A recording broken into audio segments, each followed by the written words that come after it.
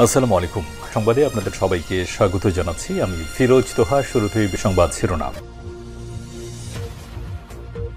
বাংলাদেশের সর্বশেষ গুরুত্বপূর্ণ আপডেট সংবাদে আপনাকে স্বাগত। শুরুতেই সংবাদ শিরোনাম, পরে বিস্তারিত। শুরুতেই জানাবো, হাসনাত আবদুল্লার উপর হামলার ঘটনায় আটক 2। গাজীপুর জাতীয় নাগরিক কমিটির এনসিপির দক্ষিণাঞ্চলের মুখ্য সংগঠক হাসনাত আবদুল্লার উপর হামলার ঘটনায় 2 জনকে গ্রেপ্তার করেছে গাজীপুর মেট্রোপলিটন পুলিশ জিএমপি। রোববার 4 মে রাতে তাদের আটক করা হয়। জেএমপির commissioner DIG doctor Mohammad Nazmul Karim Khan channel 24-কে বিষয়টি নিশ্চিত করেছেন। আটককৃতরা হলেন মোহাম্মদ নিজামুদ্দিন ও মাসুম আহমেদ দীপু। পুলিশের দাবি, নিজামুদ্দিন গাজীপুর মহানগর 13 নম্বর ওয়ার্ড যুবলীগের নেতা। এছাড়াও মাসুম গাজীপুরের কাশিমপুর থানার শেখ রাসেল শিশু কিশোর পরিষদ নামের একটি সংগঠনের সভাপতি। তারা আত্মগোপনে ছিলেন। রাতের অন্ধকারে তাদেরকে গ্রেপ্তার করেছে পুলিশ বাহিনী। জানাবো, বিমানবন্দরে হুতি বাহিনীর হামলা, ইরানের বিরুদ্ধে প্রতিশোধ নেওয়ার অঙ্গীকার নেতানিয়াহুর। ইসরায়েলের ব্যস্ততম আন্তর্জাতিক বিমানবন্দর বেন গুরিয়নে হুতি বাহিনীর ব্যালিস্টিক ক্ষেপণাস্ত্র হামলার জবাব দেওয়ার প্রতিশ্রুতি ব্যক্ত করেছে ইসরায়েলের প্রধানমন্ত্রী বেঞ্জামিন নেতানিয়াহু। হুতি বিদ্রোহী ও তাদের পৃষ্ঠপোষক ইরানের বিরুদ্ধে প্রতিশোধ নেওয়ার অঙ্গীকার করেছেন তিনি। এরপর জানাবো, মৃত্যুর মিছিলে 3 শিশুসহ আরও 16 জন ফিলিস্তিনি। ফিলিস্তিনের ভূখণ্ডে গাজা উপত্যকায় গত 24 ঘণ্টায় ইসরায়েলি হামলায় 3 শিশুসহ 16 জন নিহত হয়েছে। আজ এক বিবৃতিতে তথ্য জানিয়েছে গাজার স্বাস্থ্য মন্ত্রণালয়। এদিকে হামাসকে পরাজিত করতে 10,000 রিজার্ভ সেনাকে ডাকল ইসরায়েল। ইসরায়েলি সামরিক বাহিনী গাজায় তাদের হামলা আরও তীব্র ও বিস্তৃত করতে কয়েক হাজার রিজার্ভ সেনা ডেকেছে। ইসরায়েলের প্রতিরক্ষা বাহিনী আইডিএফ জানিয়েছে, তারা গাজায় জিম্মিদের ফিরিয়ে আনা এবং হামাস যোদ্ধাদের পরাজিত করার লক্ষ্যে আরও চাপ বাড়াচ্ছে। খবর বিবিসির। জানাবো, ভারতের মিজোরামে বিমানবন্দর থেকে বাংলাদেশি বংশোদ্ভূত 2 মার্কিন নাগরিক গ্রেপ্তার। বাংলাদেশি বংশোদ্ভূত 2 মার্কিন নাগরিককে ভারতের উত্তর পূর্বাঞ্চলের রাজ্য মিজোরামের বিমানবন্দর থেকে গ্রেপ্তার করা হয়েছে। পরে রাজ্যের রাজধানী আইজল থেকে দিল্লিতে পাঠিয়ে দেওয়া হয়েছে। তাদের বিরুদ্ধে বাংলাদেশের চট্টগ্রামে পাহাড়ি অঞ্চলে সক্রিয় সশস্ত্র গোষ্ঠীর সঙ্গে যোগাযোগের অভিযোগ রয়েছে। প্রিয় দর্শক, এতক্ষণ শুনছিলেন সংবাদ শিরোনাম, এবারে বিস্তারিত। তবে তার আগে বন্ধুরা, অনুরোধ থাকবে এই সংবাদটিতে একটি লাইক দিন। এই চ্যানেলে আপনি নতুন হয়ে থাকলে আমাদের সংবাদটি দেখতে দেখতে চ্যানেলটি সাবস্ক্রাইব করে রাখুন। কমেন্ট করে বন্ধুরা আপনার মূল্যবান মতামত জানিয়ে দিন আপনি বিশ্বের কোন দেশ থেকে বা বাংলাদেশের কোন স্থান থেকে আমাদের সংবাদটি দেখছেন এবং শুনছেন। এবারে বিস্তারিত। বিমানবন্দরে হুতি বাহিনীর হামলা, ইরানের বিরুদ্ধে প্রতিশোধ নেওয়ার অঙ্গীকার নেতানিয়াহুর। ইসরায়েলের ব্যস্ততম আন্তর্জাতিক বিমানবন্দর বেন গুরিয়নে ব্যালিস্টিক ক্ষেপণাস্ত্র হামলার জবাব দেওয়ার প্রতিশ্রুতি করেছে ইসরায়েলের প্রধানমন্ত্রী বেঞ্জামিন নেতানিয়াহু। হুতি বিদ্রোহী ও তাদের পৃষ্ঠপোষক ইরানের বিরুদ্ধে প্রতিশোধ নেওয়ার অঙ্গীকার করেছেন তিনি। আর সংবাদ মাধ্যম আল জাজিরা জানিয়েছে, ইরান সমর্থিত ইয়েমেনের হুতি বিদ্রোহী গোষ্ঠী হুতির ছোড়া একটি ব্যালিস্টিক ক্ষেপণাস্ত্র ইসরায়েলের প্রধান বিমানবন্দর বেন গুরিয়ন বিমানবন্দর সীমানায় আঘাত হানে। এরপর বন্ধ হয়ে যায় বিমান চলাচল। এই ঘটনার পর ভারত থেকে ইসরায়েলগামী সমস্ত ফ্লাইট বাতিল করা হয়েছে। আগামী 6 মে পর্যন্ত সেখানে কোনো ধরনের বিমান চলাচল করবে না। এমনকি ইসরায়েল থেকে বিশ্বের কোনো দেশে বিমান ছেড়ে যাচ্ছে না। একরকম অবরুদ্ধ হয়ে গেছে ইসরায়েল। ইসরায়েলি সেনাবাহিনী নিশ্চিত করেছে, তাদের প্রতিরক্ষা ব্যবস্থা বেশ কয়েকবার বাধা দেওয়ার চেষ্টা করার পরও ক্ষেপণাস্ত্রটি ভূপাতিত করতে ব্যর্থ হয়েছে ইসরায়েল। এই ঘটনায় 8 জন আহত হয়েছে বলে জানা গেছে। ইসরায়েলি গণমাধ্যম বলছে, উন্নত মার্কিন নির্মিত থার্ড প্রতিরক্ষা সিস্টেম এবং ইসরায়েলের দূরপাল্লার অ্যারো প্রতিরক্ষা ব্যবস্থা হুতির ছোড়া ব্যালিস্টিক ক্ষেপণাস্ত্রটি ভূপাতিত করতে ব্যর্থ হয়েছে।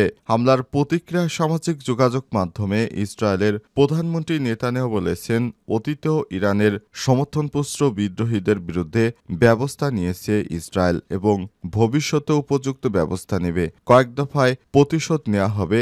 আমরা সরাসরি ইরানে হামলা চালাবো।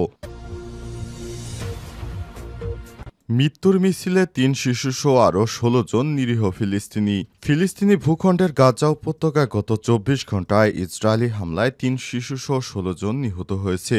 আজ এক বিবৃতিতে এই তথ্য জানিয়েছে গাজার স্বাস্থ্য মন্ত্রণালয়। খবর আরব নিউজের।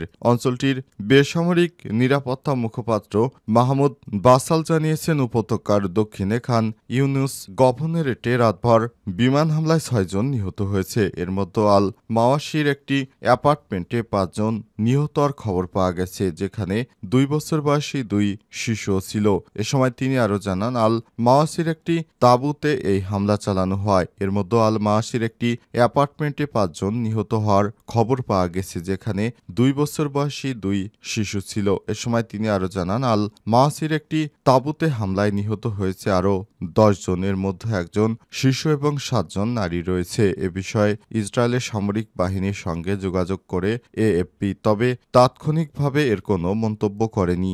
একজন মুখপাত্র জানিয়েছেন যে তারা বিস্তারিত তথ্য সংগ্রহ করছে। এর আগে সকালে জারি করা এক সামরিক বিবৃতিতে ইসরায়েল জানায়, সেনাবাহিনী গত ২ দিনে গাজা উপত্যকা জুড়ে ১০০টিরও বেশি লক্ষ্যবস্তুতে আঘাত হেনেছে।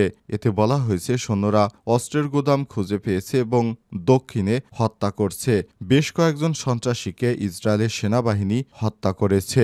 ২০২৩ সালের ৭ অক্টোবর ফিলিস্তিনি সশস্ত্র গোষ্ঠী হামাসের অভিযানের পর গাজায় ইসরায়েল লাগাতার হামলার পর চলতি বছরের শুরুতে যুদ্ধবিরতিতে প্রায় ২ পক্ষ, তবে ২ মাস পর যুদ্ধবিরতি ভেঙে ১৮ মার্চ গাজায় আবারও সামরিক আক্রমণ শুরু করে ইসরায়েল।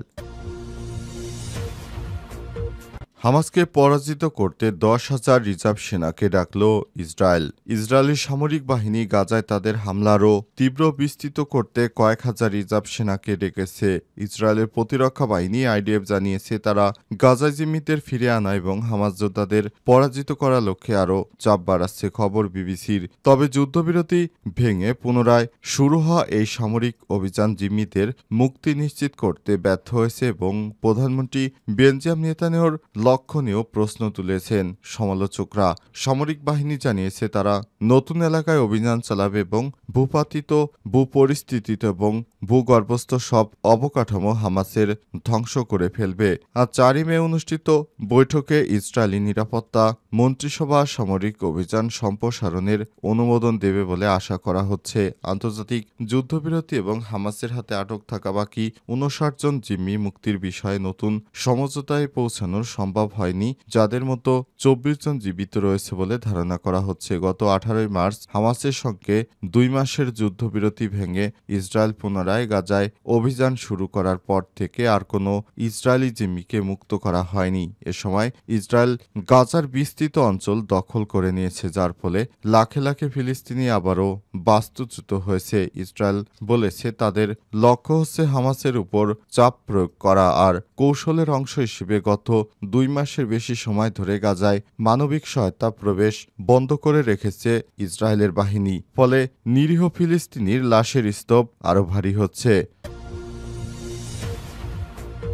হাসনাত আবদুল্লাহর উপর হামলার ঘটনায় আটক ২।